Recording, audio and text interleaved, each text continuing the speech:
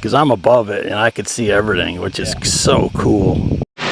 Watch this. Bet you my drone can beat up yours. And it'll match gallons per anchor based on the flight speed and the rate at which it's...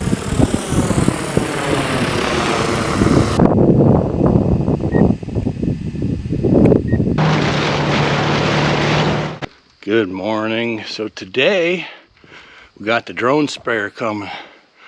Perfect timing. Them corn and beans are getting fescue weeds coming in, grass. So timing is perfect. Looks like we got a beautiful day here in southern Missouri. So I got to get the Polaris ready, get all our sprays ready to mix up, get things ready, empty some of this trash from the farm that we found, and get ready to roll. All right, got the Polaris cleaned up, ready to go. My fire extinguisher in case his drone goes up. Probably be doing the liquids right here on the patio. That's my guess. I hear an engine coming. That means he found the place. He's definitely behind schedule, but I'm sure he got held up with GPS. Probably took him the wrong way.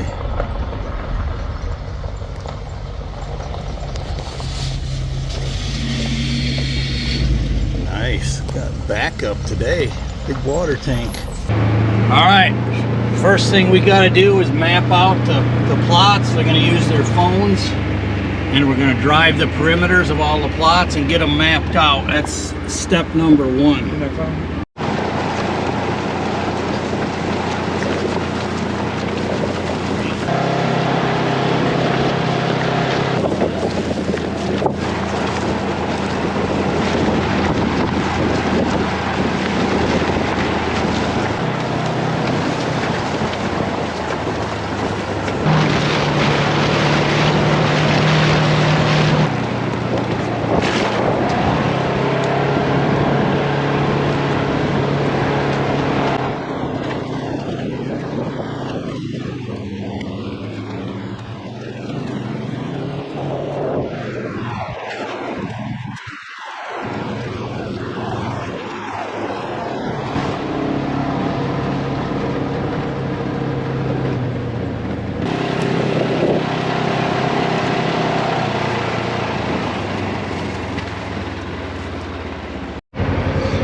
So Cody is now syncing up the GPS tracks that we took with the remote controller for the drone, correct? Yep.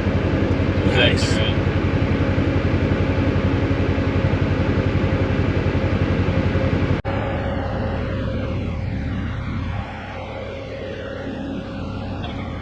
right. Quick. Yep. Does a good job. Of your plots. Oh, that is cool. Alright, I see. Tap on them. Nice. They're all routed out. Wow. And I'll adjust them all later and make the routes good for whatever we're spraying and get the gallons per anchor right, and should be all dialed in. Perfect.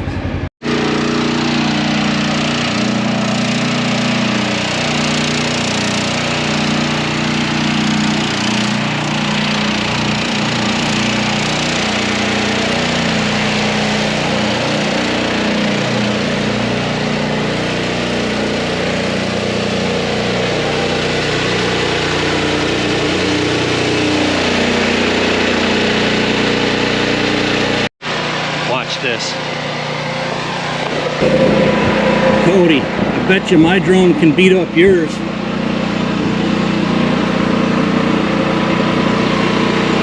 Maybe. David versus Goliath.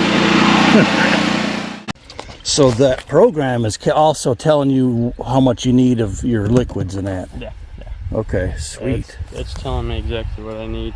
I don't know if I can see that, but that is cool. Very nice.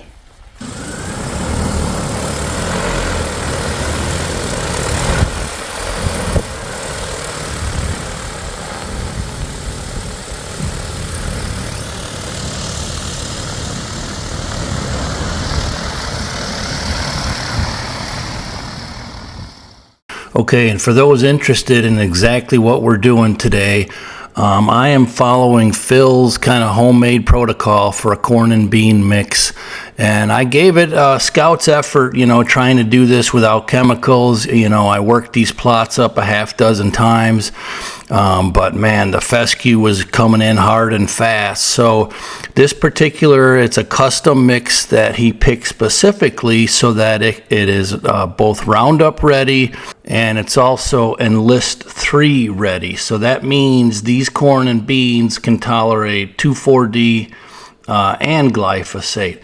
And we needed it. We needed to do it. Like I said, I gave it a chance doing it old school way, but man, the grass was coming in too hard and too fast. But that's the reason we picked this specific blend, because we got a lot of deer and a lot of mouths here. So it's still going to be sketchy if we make it to hunting season, but that's the goal for today. And I also had some leftover 1010 we're going to put on the corn and beans to give them a boost as well.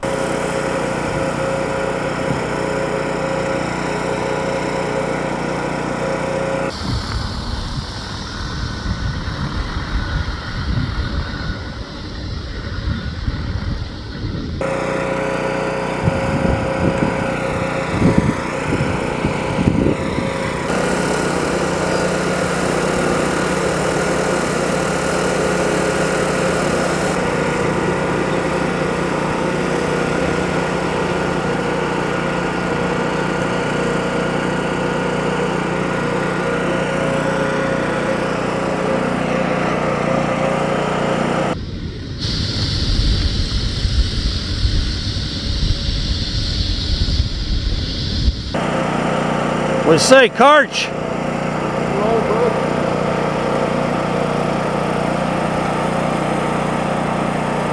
This is a small plot, my house plot.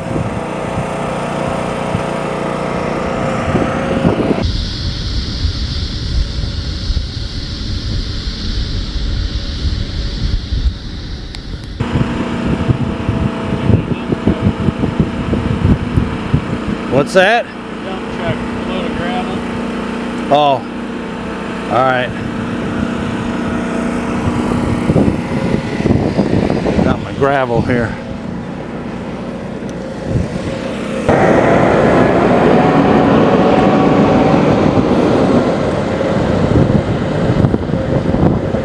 So as you're going to see here in a minute, the drone automatically, when it runs out of liquid, automatically stops. It marks its point, turns the sprayer off, of course, and then heads back in for a refill.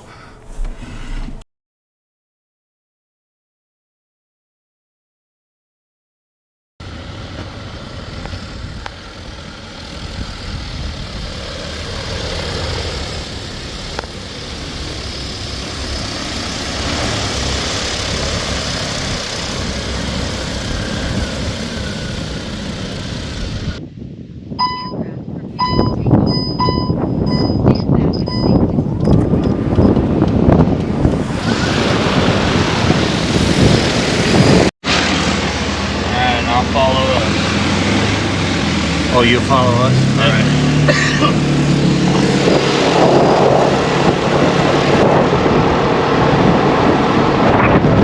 All right, we're headed back to the 7-acre plot. It's going to need 3 battery cycles, but it's got enough liquid to cover that 7 acres.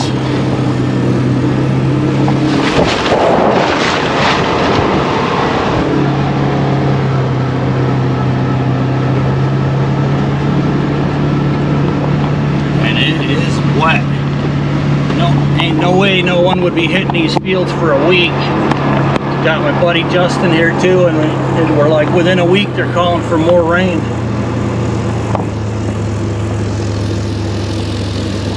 Yeah, we'll find a spot for land. You want to go look up here? All right, now we're by the 7-acre plot. The plan now is he's going to drain the rest of battery number 1. He updated the home point so that when it gets low on battery, it'll come right back to this spot, because as you can see, there's nowhere good to land here. So I had this lane mode, and I got a little bit of a wide spot. It was just enough. If anything, so it'll spray. I can land it there. and it'll come back and land and then swap the battery. That's the plan. But he's talking to Rick right now if we got to move spots or not. So we'll see how it goes.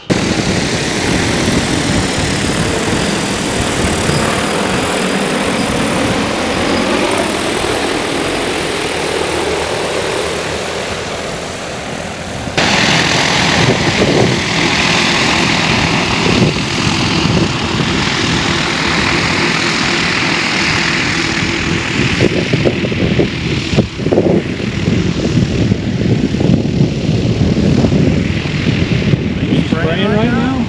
Yeah.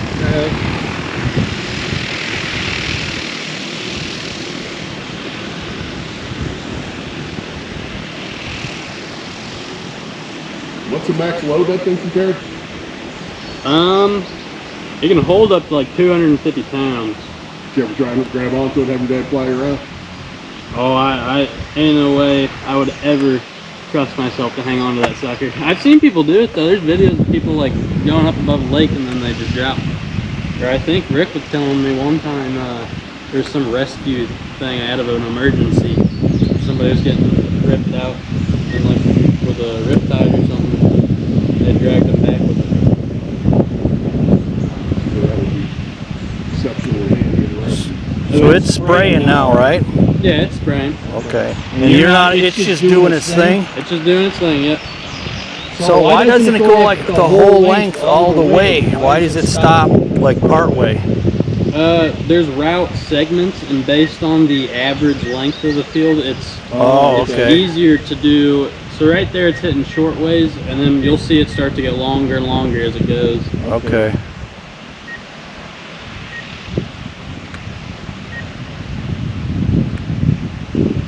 And now it's going.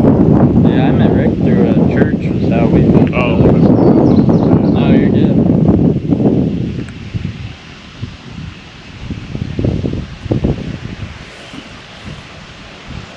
Yeah, he's a great guy.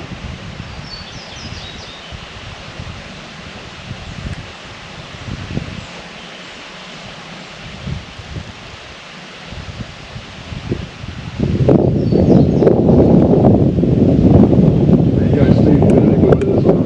First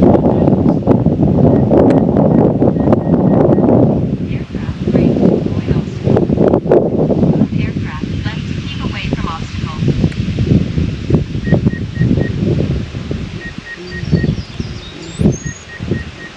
Resuming task. You're gonna be covered up in years, though. Holy cow. If I can outgrow them, yeah. I'm returning home.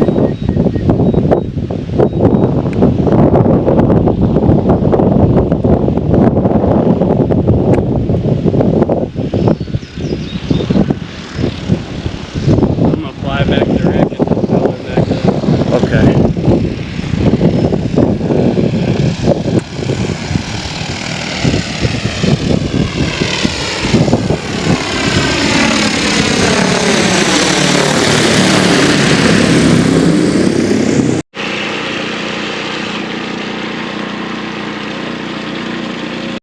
So these batteries are like, if I remember right, 25 pounds each. And 7 minutes or 10 minutes I think it gets per battery.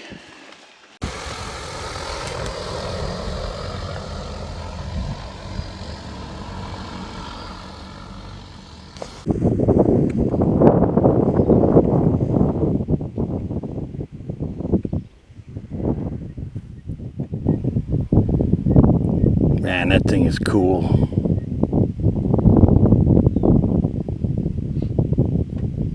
Is it spraying right now? Yep. So it's not in that middle patch? No. That's to the left some more? It's spraying currently. Now it's not because it's getting that corner, and then it'll come back and it'll keep spraying again. But it's going to come back and hit that corner later. Okay. It's actually going to end at that corner. But you know that middle patch I'm saying was just grass. Okay. Okay. Wow, that is cool. Yeah, I got it routed all around that. It shouldn't touch it. How do you calibrate the spray per miles per hour? So what I do is I'll calibrate it. We'll set it on the ground with an empty tank and calibrate it and set it to 0. And then it has a calibration setting to where I can click it and it'll push out a certain amount and it'll find the ratio between how much weight it's losing to how fast the pumps are moving. And then it'll figure out how many gallons it's pushing out. And then it'll match gallons per anchor based on the flight speed and the rate at which it's pushing it out. So right now I think Uh-oh. Yeah, we're already out there.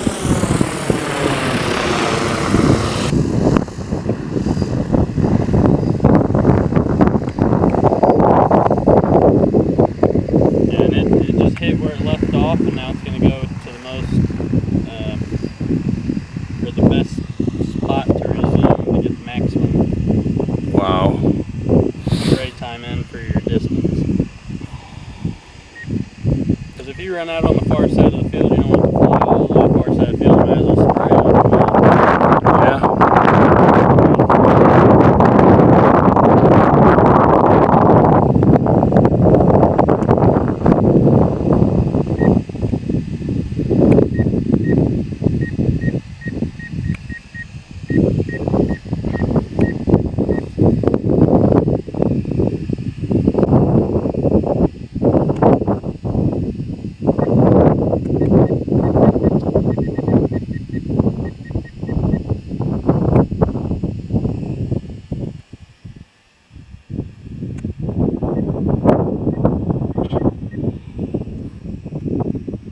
Yeah, we got a much longer running now.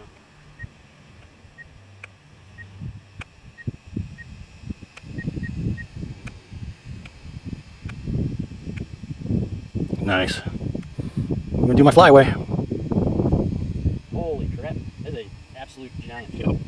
What's the story with that one? That's what that's 30 yards when I pissed out the line. Really? Something fucked up. Holy I saw him walking away. I was like, dumbass. Retarded. Wow, I could see the Pick out that one. My best friend. Yeah, of all people that would have got it, that's probably the best thing that could have happened. Yeah. I could see the track. So it must mash down the grass or the Oh, it corn. blows it into the grass. Return to overland rolling. Oh, that is cool. Yeah, it blows it right down and then like it forces it to get down there. Even with a strong wind, there's not a chance it doesn't get down in the grass. That's cool. One thing I worry about is the drift.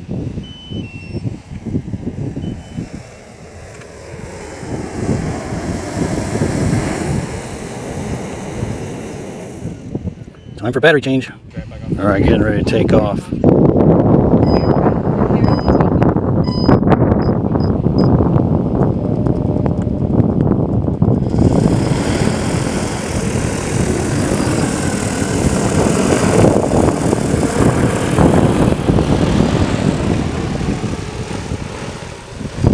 Right out of the cabin farm.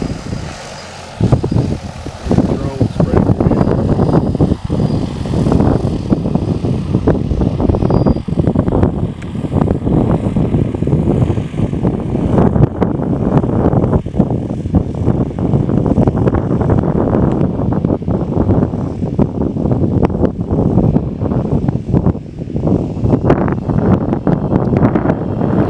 My goal is kind of like what you said, is if we could just pay for all this stuff I like to do, we're just still coming out way ahead. Yeah.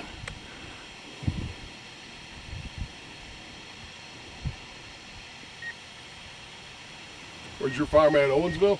Task paused. Yeah, I live out in Owensville. Rick lives just a little bit away from me. But yeah, we live out there and we got a good amount of land. Yeah, a 200-inch wild deer. That is Wasn't black, man. that's insane. Yeah. Yep. Never seen anything like it again.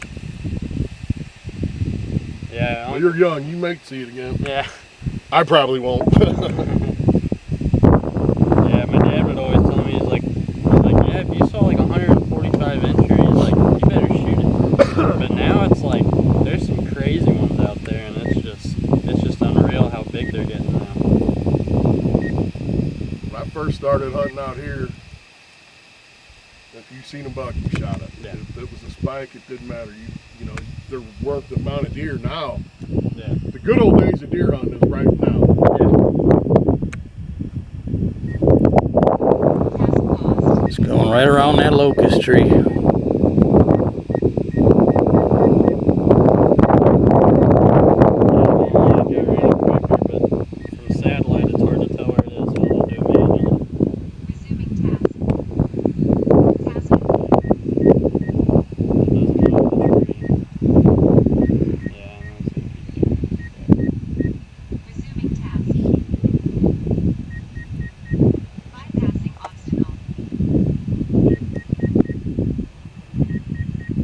It ain't bypassing it. He does the same thing. He's yelling at me. He's like, "Whoa, watch it. And I'm like, If he could see my drone screen right now, yeah, he'd be like, because I'm above it and I could see everything, which is so cool. yeah, but he's like, yeah, when I used to fly my crop dust. So just a quick side note, this locust tree is where I crashed a couple months ago when we were burning. So around these obstacles, these locust trees, sometimes he'll fly it manually because he could clearly see them with the screen. Thing's got, 5,000 sensors on it. So it kind of balks when it gets, whatever, within 20, 30 feet of an obstacle. So that's why it's a little slower around the locust trees, because he's flying it manually and spraying manually. All right, so I'm going to start winding it down here. But as far as the food plots, the timing was impeccable on this. Because when we sprayed it, these fields were so soft that you're leaving ruts. Even when we did the drive around to map it out. And then it was dry for a couple days where maybe you could have sprayed it with your ATV or your tractor, but then you're going to knock row after row after row down. And then it started raining again. Now these last 2 days we've had more rain and it's sopping wet again. So this timing was absolutely perfect. If there was ever a year where I was going to outgrow the deer and the coons, it would be this year, just because of the timing and the moisture we've got. And now this spray is looking good. The fescue is dying off, but the corn and beans are still coming. Now the utilization cages, you can clearly see a difference already. So it's going to be a long summer to see if we're actually going to be able to have corn and beans. If this year we can't, we never will. The first year on a farm, we have the least amount of deer, generally speaking, because every year they keep coming and coming to our food plots. So our herd just grows every year when you do, pretty intensive food plotting and habitat management, watering holes, and now we're doing logging to increase the browse and cover. So stay tuned to the channel. We appreciate you. And don't forget, hit the like button if you enjoy it. Hit the subscribe button. We'll catch you on the next update. Thanks a lot.